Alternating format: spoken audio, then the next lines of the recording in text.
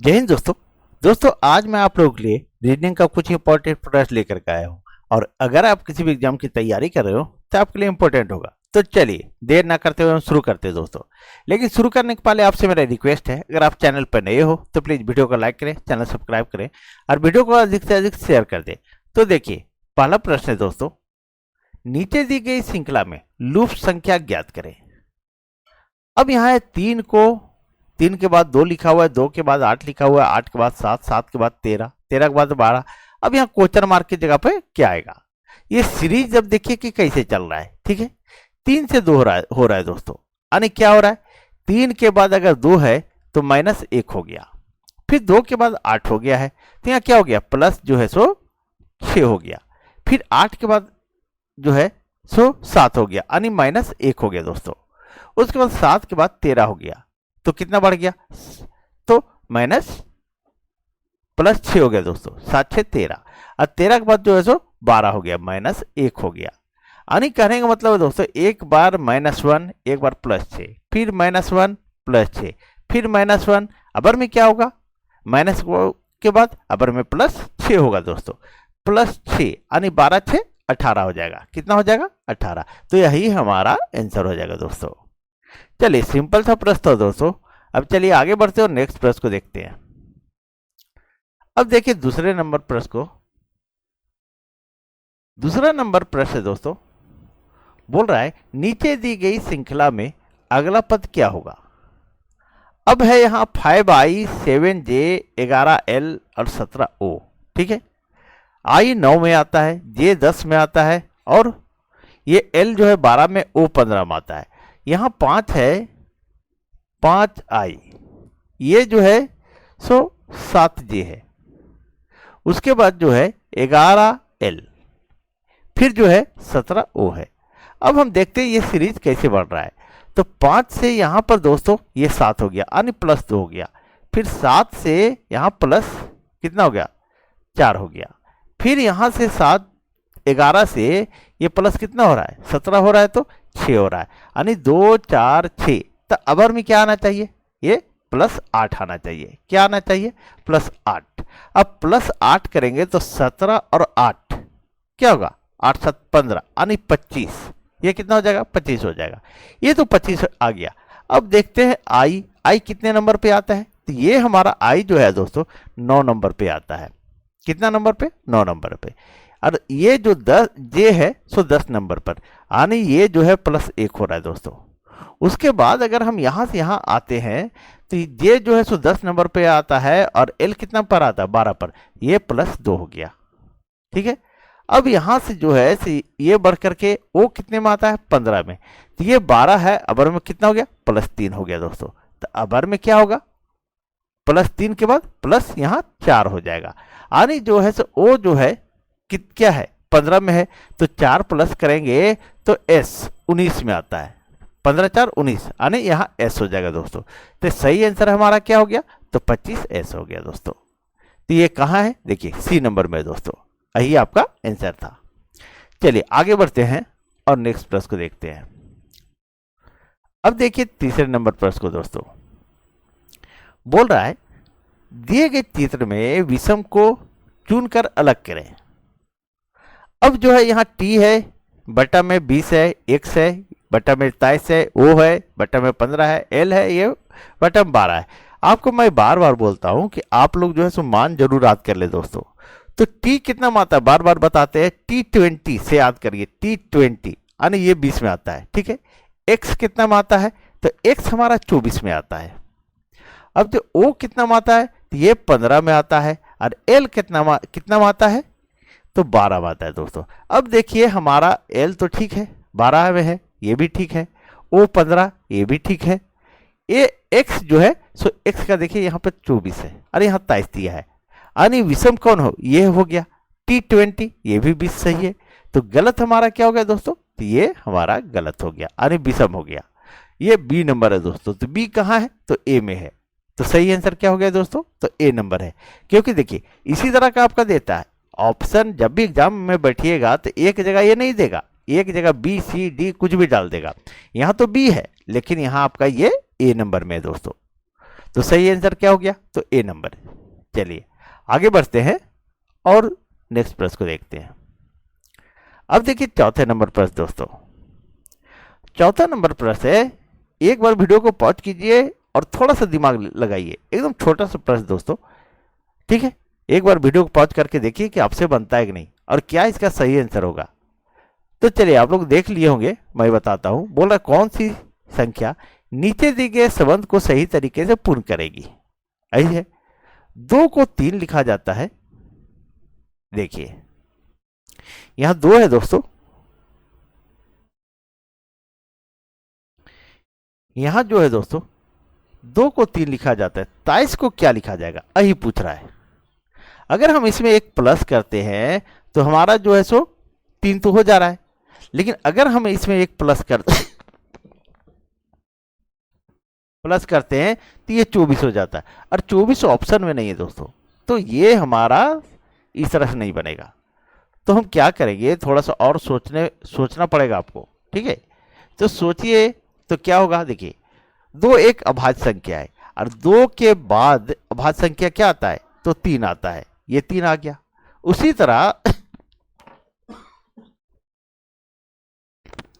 ये 23 जो है सो अभाज्य संख्या है दोस्तों, और 23 के बाद अभाज्य संख्या कौन सा आता है, तो 29 आता है दोस्तों। अब अभाज्य संख्या कहते किसे हैं, ये मैथ में आप लोग पढ़े होंगे, मैथ में ये जो है सो पढ़े होंगे दोस्तों। अभाज्य संख्या किसे कहते हैं, अभाज्य संख्या उसे कहते हैं जो एक से कटे और अपने आप से कटे, ठीक है, एक से और अपने आप से। जैसे 29 देखिए, एक से कटेगा और 29 से कटेगा और किसी भी संख्या से नहीं कटेगा। 23 भी देखिए, ये भी एक से कटेगा और अपने आप से कटेगा। कोई ऐसा संख्या नहीं है जो कि और किसी अंक से कटे, ठीक है। तो ये अभाज्य संख्या है। तो 23 के बाद अभाज्य संख्या क्या आता है, तो 29 आता है। तो सही आंसर क्या हो गया, तो डी नंबर हुआ दोस्तों। चलिए आगे बढ़ते हैं। अब देखिए 5वां नंबर प्रश्न दोस्तों। 5वां नंबर प्रश्न कह रहा है, कूट भाषा में MELT को 2419 लिखा जाता है, तो TIMID के लिए कोड क्या होगा। तो देखिए दोस्तों, मैं बार बार बोलता हूं, आप लोग को मान याद कर लीजिए दोस्तों। अगर आप कंपटीशन का तैयारी कर रहे हैं तो मान तो A से Z तक पूरा याद होना चाहिए। अब MELT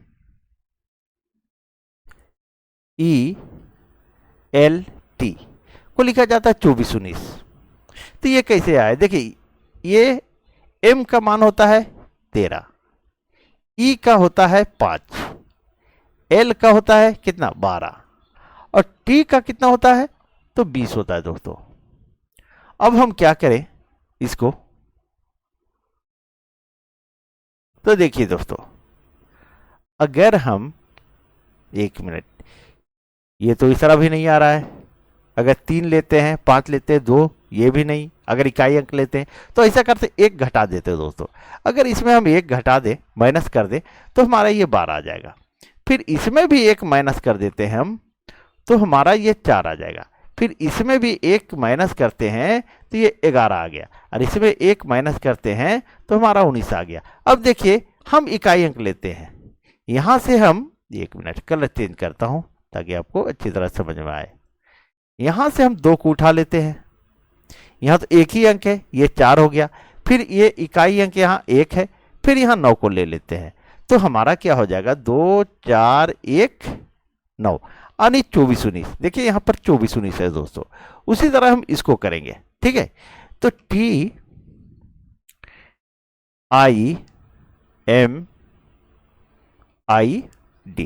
अब मान याद नहीं रहेगा दोस्तों, तब आद लिखने लगेगा या याद करने लगेगा कि M कितने में है, I कितने में है, D में कितने, बहुत टाइम चला जाएगा दोस्तों।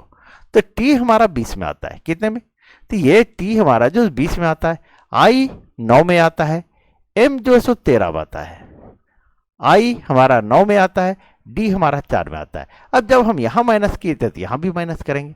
अगर 1 माइनस करते हैं तो ये आ जाता है 19, 1 माइनस करते हैं तो ये आता है हमारा 8, यहाँ 1 माइनस करेंगे तो हमारा ये आ जाएगा 12, यहाँ 1 माइनस करेंगे तो हमारा आ जाएगा 8, यहाँ 1 माइनस करेंगे ओ एक मिनट,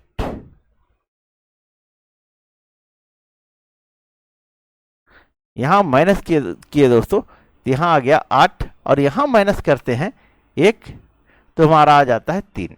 अब देखिए हम इकाई अंक उठाएंगे, क्या उठाएंगे? इकाई अंक। इकाई अंक जब जब हम लेते हैं तो यहाँ आता है 9, यहाँ 8, यहाँ 2, यहाँ 8, यहाँ 3। तो हम लिखते हैं 9 8 2 9 8 2 8 3 8 3 यानी 98 2 83। तो 98 2 83 देखिए ऊपर में ये दोस्तों ए नंबर में, तो यही हमारा आंसर हो गया दोस्तों। चलिए आगे बढ़ते हैं और नेक्स्ट प्रश्न को देखते हैं। अब देखिए छठे नंबर प्रश्न दोस्तों,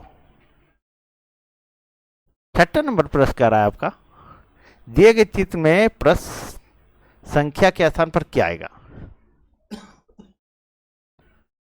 अब प्रश्न संख्या यहां है, ठीक है, तो अब उसी तरह से इसमें देखें कि ये 20 कैसे आया। तो 2 और 4 को क्या करें कि 20 आ जाए। तो 2 और 4 को जोड़ेंगे तो 6 6 3 18 आता है। तो इस तरह से नहीं होगा दोस्तों, ठीक है, कोई दूसरा कुछ सोचना पड़ेगा। तो 20 लाने के लिए हम ऐसा करते हैं दोस्तों, इस 2 का स्क्वायर कर देते हैं और इस 4 का स्क्वायर कर देते हैं।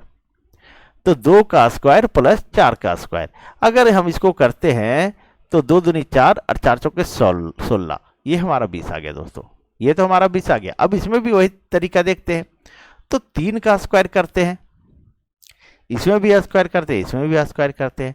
तो 3 का स्क्वायर प्लस 9 का स्क्वायर, अगर इसको हम करते हैं तो हमारा 3 3 9 और 9 9 81, और इसको जोड़ देंगे जब तो हमारा 90 आ जाएगा, यानी ये भी आ गया दोस्तों, ठीक है। तो यही मेथड अब यहाँ आगे भी यूज होगा। अब 1 पर स्क्वायर करेंगे और 7 पर स्क्वायर करेंगे। जब स्क्वायर करते हैं तो 1 का स्क्वायर कितना आएगा? 1 आएगा, और प्लस 7 का स्क्वायर 7 7 49, कितना? 49, ठीक है। अब दोनों को जोड़ देंगे तो 50 आ जाएगा। तो यही हमारा आंसर हो जाएगा दोस्तों। कितना हो जाएगा आंसर? तो 50 होगा दोस्तों, ठीक है। चलिए आगे बढ़ते हैं और नेक्स्ट प्रश्न को देखते हैं, ठीक है।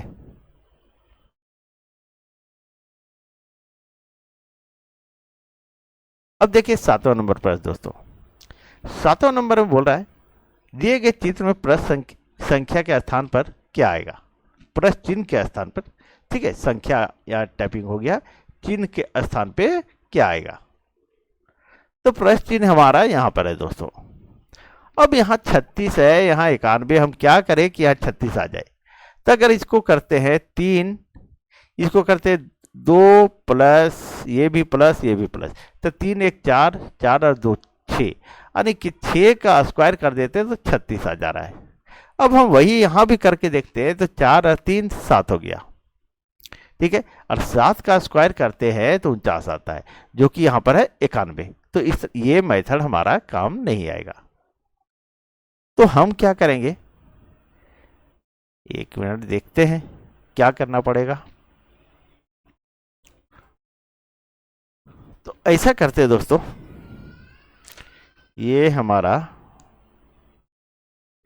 सभी का स्क्वायर करके देखते हैं। तो 2 का स्क्वायर, इस 2 का स्क्वायर, इसका स्क्वायर और इसका स्क्वायर, तो 2 का स्क्वायर, 1 का स्क्वायर और 3 का स्क्वायर अगर करते तो 2 दूनी 4, 1 आया और यहाँ 3 3 9, तो 9 1 10 10 4 14, सभी को जोड़ देते हैं।